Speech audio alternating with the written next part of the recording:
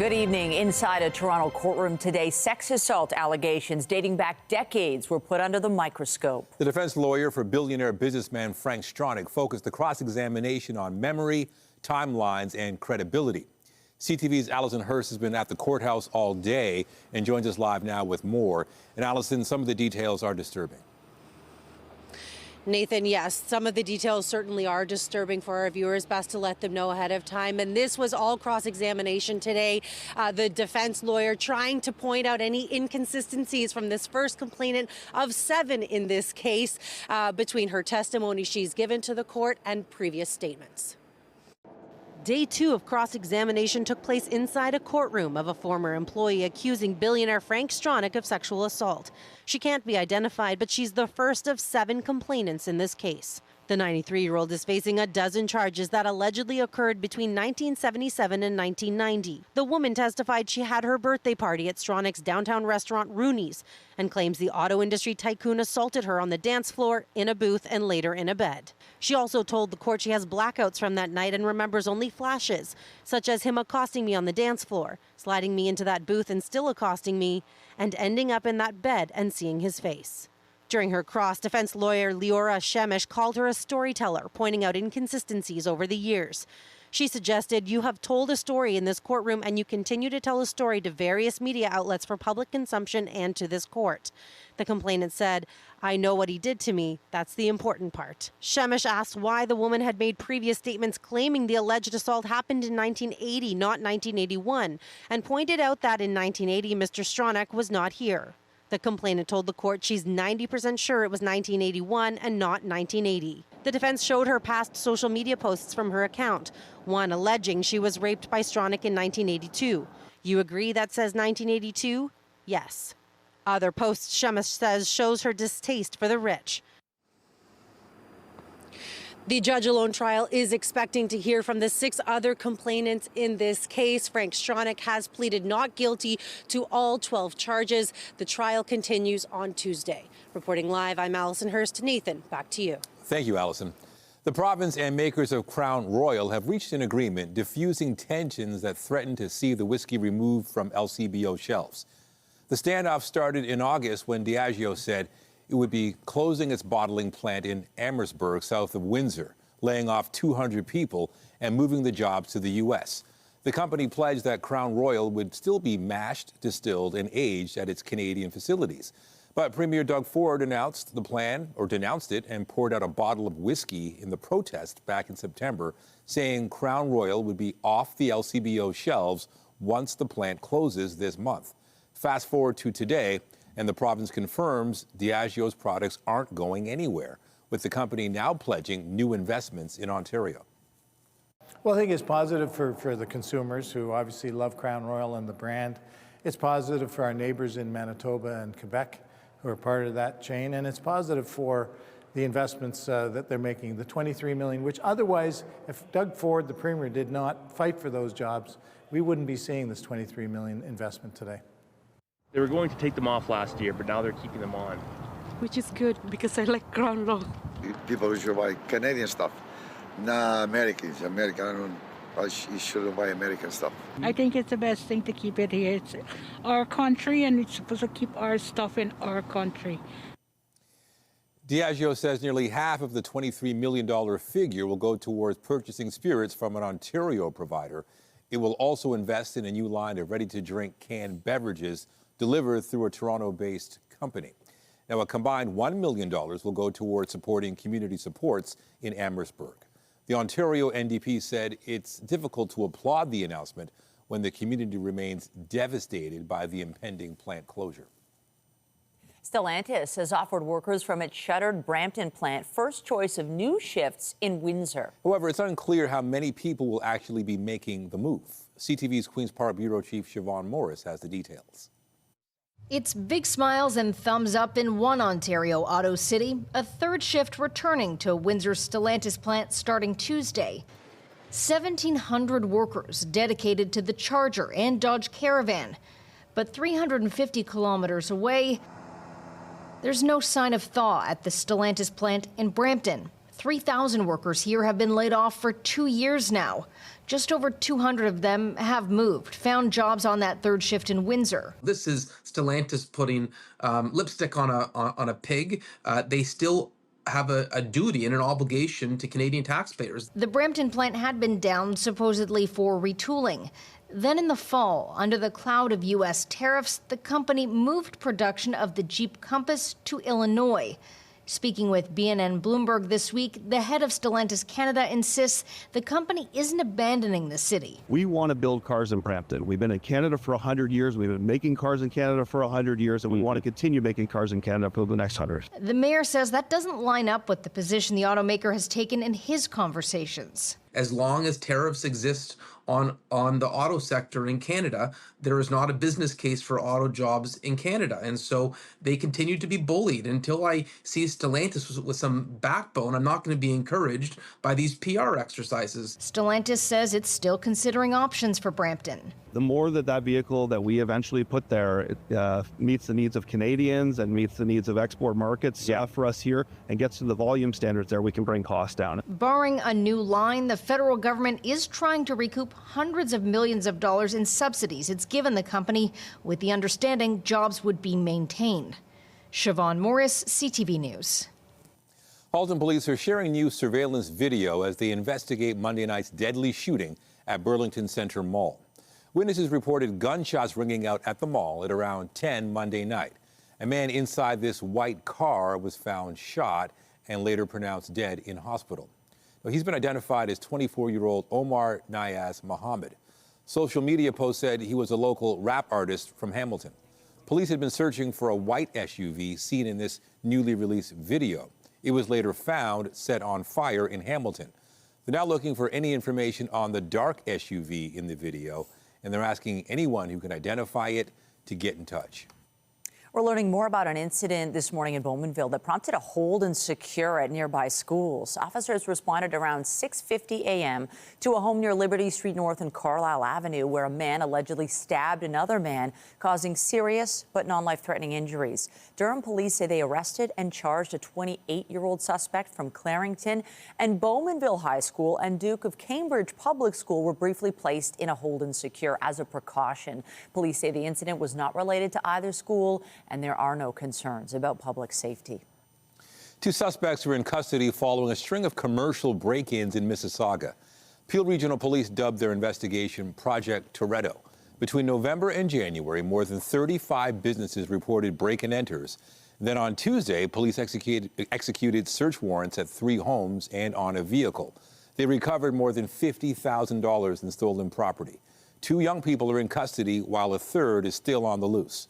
Police say they'll face a combined 190 charges. And 1 person was taken to hospital following reports of a chemical hazard in Etobicoke. Police received the call shortly before 2 in the afternoon. They responded to reports of a chemical hazard inside a commercial building in the area. The building was evacuated and 2 people were treated at the scene. 1 was taken to hospital with minor injuries. The cause remains under investigation. The Toronto Zoo says it received the final post-mortem report after the death of a giraffe in its care on New Year's Day.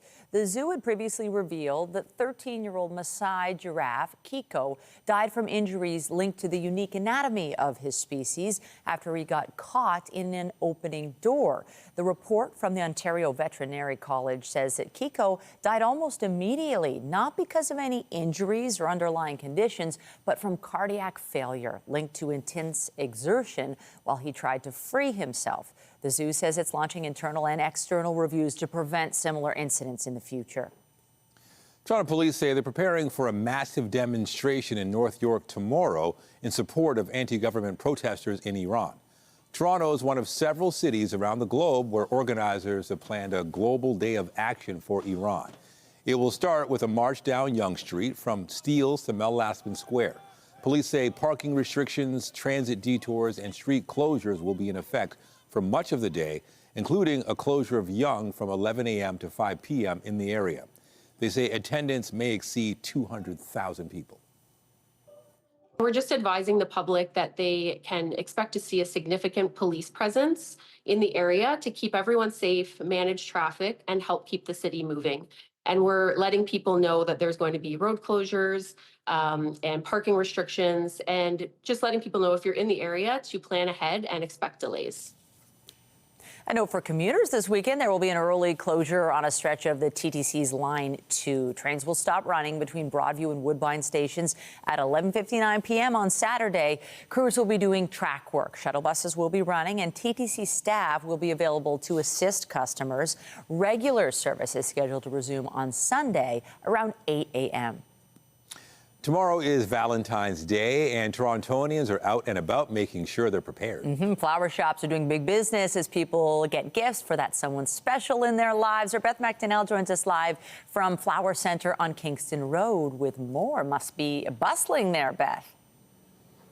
Yes, the energy is wonderful, and I'm meeting people telling me about the special people in their lives who are going to receive these flowers. What better way to say I love you than with a fresh bouquet of flowers? And it has been busy, but I'm told the real rush will be tomorrow morning.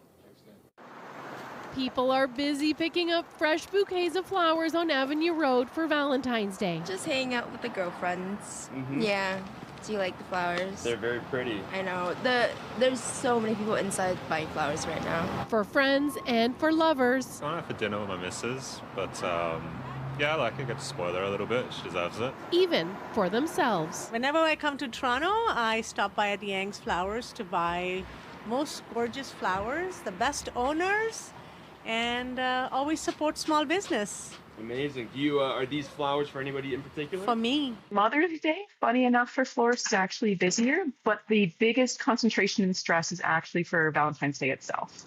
This florist in Roncesvalles says when choosing flowers, think of the person receiving them. A dozen red roses. That is such an old cliche. We tell people all the time that you should order flowers based off of what your partner enjoys, their favorite colors, their styling. Parks and Rec in Mississauga is offering free photos with your dog. Just bring their vaccination record and they'll be good to go for a snazzy image and happy memory to take home. Just like you're seeing here now, these dogs are pretty well trained. 3 of them are mine, and Mr. Romy here has been coming for forever. So they know pretty well when they see the backdrop and the set that it's lights, camera, action. But before the fun and relaxation begins, the rush is on. I'm a florist, so orders keep coming in, and this is an amazing spot to grab some last-minute things. Who for exactly? My partner. Your partner? Yeah. Yeah, you looking forward to tomorrow? You got any plans? Probably just dinner. I've messed up so many big anniversaries. I gotta make up for it somehow. The wife. And what are you doing tomorrow? Dinner.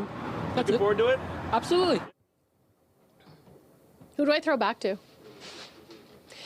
And here at Flower Centre, people are coming by. The florist tells me that red roses are the most popular thing by far, but what's most important is to give flowers that come from the heart. Reporting live, I'm Beth McDonnell. Nathan and Michelle, back to you. I love that. Thank you, Beth. Well, the Lunar New Year is set to arrive on Tuesday, and celebrations will be held in the city over the weekend. Mayor Olivia Chow offered her thoughts on welcoming the Year of the Horse. Horse is strong, speedy, get to the goal and delivers. Okay, that's what horse does. I'm a year of the rooster. Okay. You can tell I talk quite a bit, which is why my voice have trouble. It arouses people, so go and get it kind of mentality. So, which brings me to the budget. You talked about the budget. Absolutely, yeah. It is really about delivering very fast in the Year of the Horse, more affordability for residents of Toronto. Time for a check on the forecast. Here's a live look at Nathan Phillips Square, where fireworks will be set over the weekend as part of Lunar New Year festivities. Of course, you can skate as well. Those heading out to take in the celebrations will enjoy a slight warm-up. Good news. Lindsay Morrison has a look at the current conditions. Lindsay. Yeah, overall, Nathan, it's looking like a pretty mild family day long weekend. That's great news, especially those daytime highs. But the overnight lows are going to be above seasonal, too. Tonight is the coolest part of the weekend and perhaps also the most active. We've got a little burst of snow moving across southern Ontario right now. Not going to amount to a whole lot as far as accumulation is concerned, maybe a trace to a centimeter or for 2. However, Environment Canada issuing a couple of weather advisories warning of blowing snow and also the risk of some freezing drizzle, which will continue through the overnight hours tonight. We've got southerly and southwesterly winds, not overly strong, a little breezy around Hamilton and Niagara especially. It's -1 degree this hour at Pearson Airport, feeling more like -5, and our temperature drops to -5 degrees overnight tonight. But then it gets milder from here. We'll take you through that long weekend forecast coming up a little later in the show. For now, Michelle, I'll send it over to you. Thank you, Lindsay. The RCMP provided an update today on Tuesday's mass shooting in Tumbler Ridge, BC, including a number of new details about the tragedy. Our officers arrived on scene, immediately went into the school. As you can imagine, it was chaotic. The fire alarms were going off. There was somebody that either leaned out or shouted out a window to our officers. The suspect is upstairs. He's upstairs. They entered the school, immediately went to the stairwell, proceeded to go up the stairwell, and were met with gunfire. Hey. For more now, we're joined live by CTV's Andrew Johnson in Tumbler Ridge. Andrew, what else did the RCMP reveal today? Michelle, it was a disturbing update. We've learned not necessarily the killer's motive in this situation, but maybe speaking to Jessie Van Rootselaar's mindset after killing her mother and stepbrother at their home, then heading to the secondary school. And we asked police, does it look like specific people were being targeted? People perhaps Van Rootselaar knew had some kind of an issue with. And they said no, for lack of a better term, this person appears to have been hunting. So in this case, hunting 12 and 13-year-olds, a teacher, who were all killed. And as you heard there from police, they arrived shortly after, were directed upstairs, encountered gunfire, and they tell us within seconds of their arrival, the shooter took her own life and said that response time may have been absolutely critical because the shooting appeared to have been, it would have continued until they arrived. That's what stopped things. 4 weapons were involved in the 2 killing locations. We didn't know that before. And autopsies on the victims as young as 11 years old are expected to be complete by the end of this weekend. Andrew, the Prime Minister, meanwhile, the Governor General and other leaders are attending a vigil tonight. What can you tell us about the plans to honor the victims? Well, ahead of the vigil, all of the federal leaders already laid flowers at a memorial here in Tumbler Ridge, about 100 meters from the school. Quite a show of unity. Prime Minister Mark Carney, official opposition leader Pierre Poilievre walking down the center of the street together, the leaders gathering at the memorial and then speaking to people from town afterward who seem to appreciate their presence. And then there'll be that vigil coming up tonight, attended by hundreds, when the Prime Minister, the Premier and others are expected to speak. And people have told us, despite the fact this is a small, tight-knit town, not used to attention, and they've already, in their grieving process, had to also deal with the media here and so much attention, they do appreciate the presence of these federal leaders, which is really a visual representation of how much Canadians have come together for this town. And it should be a pretty powerful event this evening. No doubt, incredibly emotional for sure. CTV's Andrew Johnson, live for us in Tumbler Ridge. Appreciate it. The small community of Tumbler Ridge is deeply shaken by the events of this week, and the effects of this tragedy will last long after the politicians have gone. In a place where everyone has ties to everyone else, healing will involve every person who calls Tumbler Ridge home. CTV's Kathy Lee has been speaking to members of the community. Despite the devastation, there is compassion and care from everyone I've spoken to. It's a testament to how close everyone is in Tumbler Ridge. Amber Bell's love language is cooking. In the depths of profound grief, she is still making sure her community is fed. My daughter and my husband and I went around to every single house last night and brought food. The nourishment for those navigating a nightmare after 8 people, mostly children, were shot at the secondary school and this home in Tumbler Ridge. Bell's 2 children were in class at that time. They are safe, but her heart aches for the young ones that didn't make it out, all of whom she knew personally. They were all so amazing in their own right, but for us personally, the loss of Kylie is devastating. She was a part of our family too. We've known her whole life. But even in her despair, the mother is buoyed by the support. I feel the support. I can feel the love of the country, community. In a community where everyone knows each other by name, the love is felt at every corner. I've only been here 5 years, and I haven't lost that, but you know what? They're my kids too. They're my kids too. This town has been through other difficult times, like a wildfire in the past, and they say they were resilient and overcame that, and will do the same this time by leaning on one another, as they always do. Kathy Lee, CTV News, Tumbler Ridge, BC. In other news, the federal Liberals have been pushed further away from forming a majority government. They now need 4 seats after losing one today when the Supreme Court invalidated a result from April's general election. The court nullified the Liberal candidate's 1-vote victory in the Terrebonne riding near Montreal. The Bloc Québécois candidate had challenged the election results after one of her supporters said she had tried to vote by mail using a special ballot, but the voter says it was never counted because it was returned to her, and that was due to a mistake in the postal code on a label supplied by Elections Canada. The judge called it a routine clerical error. The seat is now vacant and a by-election will be required. A new report suggests Canada will not meet its commitments to fight climate change. The Canadian Climate Institute indicates the country has lost its way in meeting its goals, including the 2026 interim emissions reduction target. The report says the long-term goal of reaching net zero emissions by 2050 may now be out of reach. It notes Ontario has repealed its climate accountability legislation, and both Alberta and Saskatchewan have weakened and suspended their industrial carbon prices. The United States is sending a second aircraft carrier strike group to the Middle East. The USS Gerald R. Ford is the largest aircraft carrier in the world. Its deployment is seen as putting more firepower behind Donald Trump's efforts to coerce Iran into a deal over its nuclear program.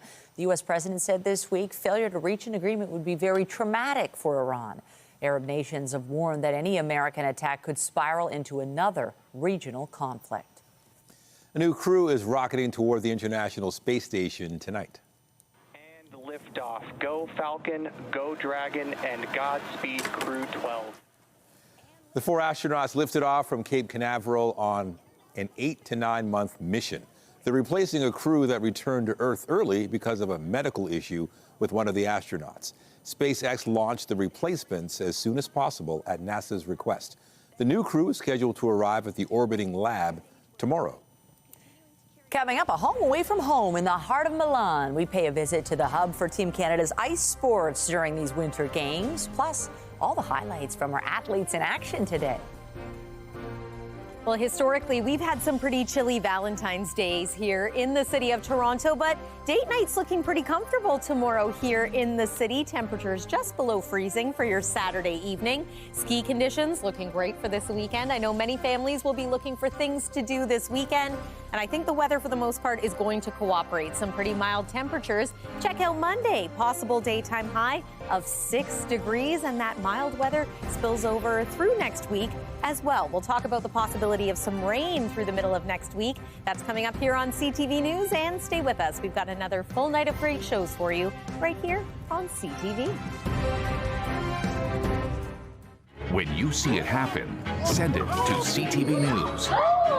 Text 10400 from your screen to ours.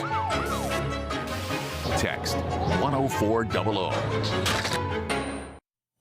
It was another good day for Canada at the Milano Cortina Olympics. Our men's hockey team improved to 2-0 with a 5-1 win over Switzerland. The Canadians have now clinched Group A ahead of Sunday's preliminary finale against France. With a look at how the rest of our athletes did today, here's CTV's Scott Hurst. Courtney Sareau proudly displays both her medals from Milano Cortina. I feel so grateful. It feels unbelievable. The 25-year-old from Moncton, New Brunswick, is Canada's first double medalist at these Olympic Games.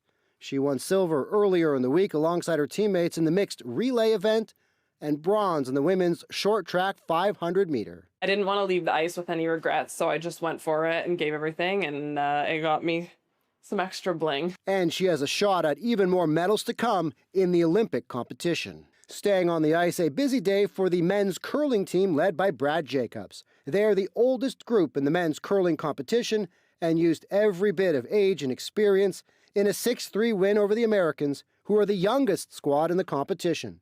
Team Canada also beat Sweden today. The Canadian rink is now 3-0. On the women's side, a stunning upset for the top-ranked Canadians. Rachel Homan's squad lost to the Americans 9-8. With the loss, Team Canada is now 1-1 in the preliminary round. Their next game is tomorrow against Great Britain. Mark McMorris has been cleared for competition after a nasty crash that kept him out of the Big Air event last weekend. The three-time defending Olympic bronze medalist in men's snowboard slopestyle will now get a chance at another podium. Slopestyle qualification begins on Monday. The women's hockey team is back in action on Saturday, now into the knockout round. The reigning Olympic champions will play Germany in the quarterfinals. Scott Hurst, CTV News, Toronto. And there's some possible good news going into that women's hockey quarterfinal tomorrow. Marie-Philippe Poulin might play after suffering a lower body injury while being checked during a game earlier in the tournament. The Canadian captain returned to practice today after missing the final two preliminary round games. She skated on her own yesterday. Meanwhile, there's a unique gathering place for Canadian athletes and their families at the Winter Games. CTV's Heather Butts takes us to the Canadian Ice Palazzo in Milan. In the heart of Milan is a place that feels like home for Canadians. The Hockey Canada Ice Palazzo is a community hub for Team Canada hockey players, speed skaters, figure skaters, and their families. All in one venue. So we don't do things together very often. And it's great to be able to work with the other sports, and that's one of the beauty things of the Olympics. It really does provide those opportunities to do things together. The red carpet entranceway, complete with Italian mosaics shaped with a maple leaf design, celebrates Olympic champions in all ice sports. It's really honoring people spanning several decades, actually, here. Absolutely. Traditionally, the Canadian Olympic Committee puts up a Canada House, but faced challenges with the games so widespread. With Milan hosting hockey, speed skating, and figure skating, those organizations saw this as a natural fit. This is our theater room. Come on in, Heather. We put the director's chairs at the front for people to be able to sit in the director's chairs and watch the event. And then really tried to decorate the walls again to celebrate historic Canadian champions. Every detail and activity has been carefully thought out to promote fun and family engagement, right down to the hockey helmets. Walk outside and there's an expansive courtyard complete with a skating rink. Rory, the son of hockey player Natalie Spooner, skating his heart out all afternoon. Obviously, we want to win gold, but at the same time, I think our families have had a huge impact on us and making sure that we get here. So in a sense, this is also a space for them to be able to enjoy the Olympics. A space for families to unite. How's it going, buddy? Like hockey player Bo Horvat's parents. It still kind of seems surreal, actually. We're just thrilled that he made the team. It's been great. You get to meet a lot of the other families, the parents, their friends, their families. And they all, just like the team, they all gel together and everybody's having a really good time. We're being followed by the next Canadian superstar here. He's ready to roll. Here, kids can play while the athletes live the Olympic dream. I would call it an investment in Canadians. So as we looked at it from a Hockey Canada perspective, we said, how do we invest in sport and make families feel they're part of something? Heather Butts, CTV News, Milan. Well, here in Toronto, we're heading into a long weekend, and there are really some nice conditions to look forward to. But tonight, we got a special weather statement. Yeah, there is some concerns about blowing snow in some areas, but at least overall, the weekend, we can look forward to it. Yeah, I would go as far as to say that this is the most active part of the weekend, your Friday evening. A little bit of light snow expected around the GTA. It's not too bad out there right now, but just be mindful. Perhaps you have some travel plans this weekend, too. Roads could be impacted through the evening hours tonight and maybe into the overnight, too. But after that, things are looking pretty mild and pretty calm. Here's a live look outside right now. Again, pretty pleasant. Roads don't look bad at all in many areas. But as we take a look at the satellite and radar, you are going to notice that we do have some snow pushing southward toward us here in the GTA. Here's what it looks like on radar. We'll keep an eye out for flakes flying into the nighttime hours tonight, but this isn't amounting to a whole lot. This is a quick passing system that will be gone by the time we reach the overnight hours tonight. The risk of some light freezing drizzle is going to continue through the overnight hours, and then after that, pretty calm and quiet. We're anticipating in some areas maybe a dusting to a centimeter of snow, maybe 2 in some areas. So there's around 7 p.m., but look how quickly this departs. Your Saturday is going to be quiet, mix of sun and cloud, perhaps more cloud than sun through a good portion of the weekend. We're watching this little line of flurries, again, not expected to impact us here in Toronto, and there is a system stateside that looks to remain south of the border. So overall conditions are quiet for your long weekend, and temperature-wise, things are looking pretty good as well. It's -1 degree this hour at Pearson. It's -5 in Ottawa, -3 degrees in Wyerton, and +1 in the Windsor area. So that mild air is starting to push in from the west. We're going to notice it more so day side tomorrow, but overnight tonight we drop to a low near -5 degrees, and it is likely to feel more like -11 as you're waking up tomorrow morning. Don't forget, tomorrow is Valentine's Day. Conditions look pretty good, mainly cloudy skies, a high of 3. That's nice and pleasant for maybe spending some time outdoors with your sweetheart. And temperatures are going to be above freezing and above seasonal in most places right through tomorrow afternoon. And this isn't even as warm as it gets. Sunday is going to be similar temperature-wise, but let's talk about Monday. So first Sunday, varying amounts of sun and cloud. Once again, some areas will be mostly cloudy through the day. Monday, hopefully a little more in the way of sunshine. Look at that daytime high, 6 degrees, nice and comfortable if you're planning to do some skating, maybe hit the slopes. Tuesday, back into some cloud cover, 5 for the high. I'm watching Wednesday of next week for some periods of rain, but with the temperature a bit closer to the freezing mark at 2 degrees, also think it's possible that we could see some mixing in there and perhaps a change over to some snow in the evening hours. Speaking of snow, we're going to watch Friday for a few flurries as the temperature slips back below freezing and back to seasonal. So enjoy the little mild stretch that we're getting treated to for the Family Day long weekend. That's the weather for now. Michelle, sending it back over to you. Thank you, Lindsay. Well, the Toronto Blue Jays made a trade today, sending Joey Loperfido back to Houston. The outfielder says he leaves a better player than when he got here and is grateful to have played for the fans and this country. Coming to the Jays is outfielder Jesus Sanchez. The 28-year-old has played 6 major league seasons. He hit .237 with 14 home runs and 48 RBIs last year with Miami and Houston. The Toronto Raptors also made a move today, putting Chris Paul on waivers. The 12-time All-Star guard later announced his retirement after 21 seasons. The likely Hall of Famer said this past summer he wants to devote himself more to his family and other interests. Paul was acquired from the Clippers this month in what was a financial deal for the Raptors to get below the luxury tax.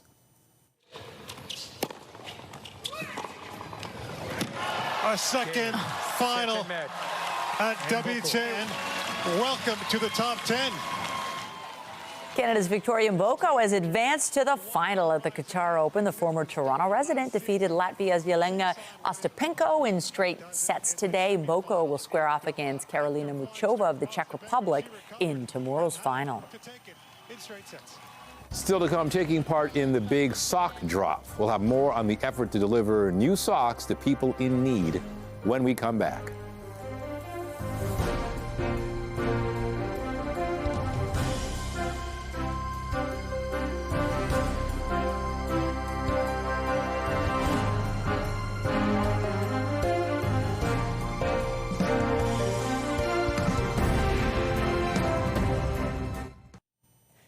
A popular classic video game has become a tool in the battle to overcome multiple sclerosis. CTV's health reporter Pauline Chan has the details. Tetris has been enjoyed by gamers for decades, but now it's proving to be medically useful for patients with MS, like Mary Rivet, who was diagnosed in 1995. It was a very struggle raising my little ones. I had a lot of home care, stuff like that. I went on ups and downs.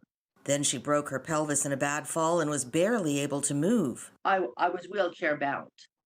I was able to walk. I was making small steps to my chair in the shower, to the washroom. But 4 years ago, she entered a program at McMaster to test if using the body to play Tetris would be a better form of exercise for MS patients. We attach sensors to the skin, the very same type of sensor that you might expect to be used during an ECG. test. They're detecting similar signals as well, except instead of those signals coming from the heart muscle, those signals are coming from skeletal muscles, types of muscles that we use to move around. Participants did 18 half-hour sessions over 6 weeks. It was 30 minutes, and I was sitting down at least 3 times during that 30 minutes. I had bars, I'm hanging on to bars, trying to hold my balance to play the games. By the end of the 6 weeks, Pauline, I wasn't hanging on, and I wasn't sitting down for the 30 minutes. From a wheelchair, she now uses just a cane to get around, and the researchers are looking for a few more participants to complete the study. We can't say anything about statistical results at this time, but folks who are going through the biofeedback training do talk about rediscovering confidence in their ability to stand for longer periods of time. Sometimes their walking endurance improves. They hope to report on the final results by the end of the year. Pauline Chan, CTV News. Dozens of charitable organizations stopped by a warehouse in Concord picking up socks for distribution for those in need. The event is called the Big Sock Drop, and it's organized by a charity called the Just Socks Foundation. The family-run organization says new socks are one of the most needed items of clothing for charities, shelters, and clients, but they're one of the least donated as used socks are not accepted.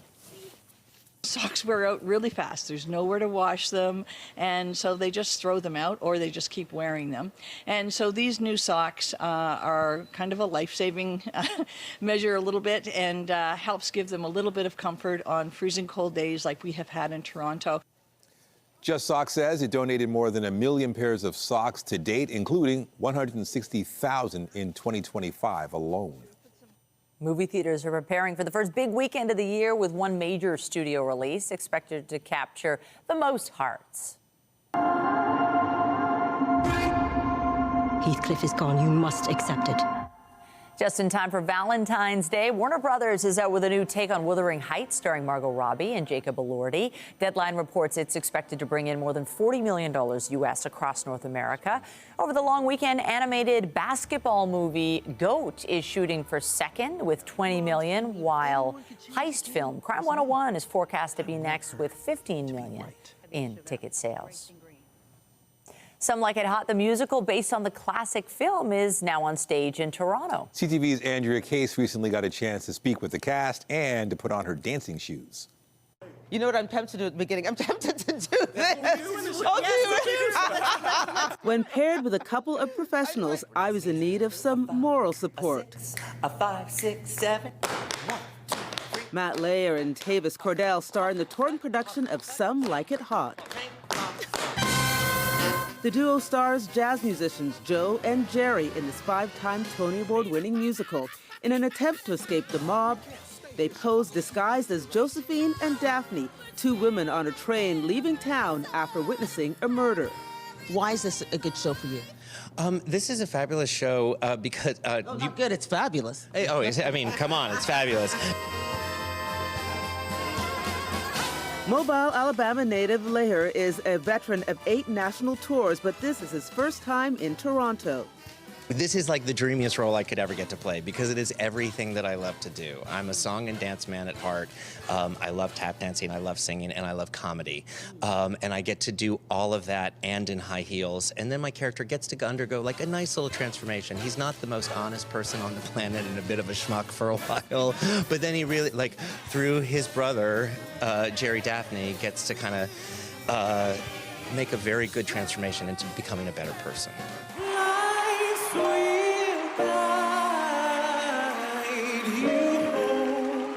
This is Cordell's debut role in a national tour. The former America's Got Talent contestant is not new to performing. He got his start in a church in North Carolina. Liturgical or praise dancing. I did it in church at Nazareth Missionary Baptist Church in North Carolina. Yes. And what was it? It was just an expression of heart and love and spirit. I believe that I became connected with my spirituality and it began to feel and to be, it was the early stages of showing my heart and showing my passion for the arts through praise dancing. And speaking of dancing, Lair says while rhythm is universal, tap dancing brings him joy. As a more mature dancer, tap dancing you can do for as long as you want. It's definitely a dance art form that you can still produce sound, create rhythm and joy without having to, do big splits and jumps and all that. Perhaps the dancing is best left to the professionals. Some Like It Hot is on stage now at the Ed Murphy's Theatre until March 15th. Woo! Andrea Case, CTV News. Yes. After the break, bonus time. Toys R Us is given an extension on creditor protection as the retailer liquidates more stores and eventually looks for a new owner. Business is next.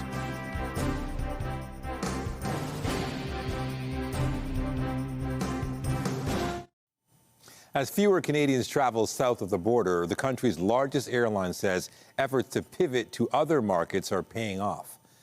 Air Canada reported record revenue for its fourth quarter, pointing to surging demand for domestic and international routes. Company executives say the airline rejigged its capacity to focus on those destinations, and that's been able to fully mitigate the impact of reduced interest in U.S. travel.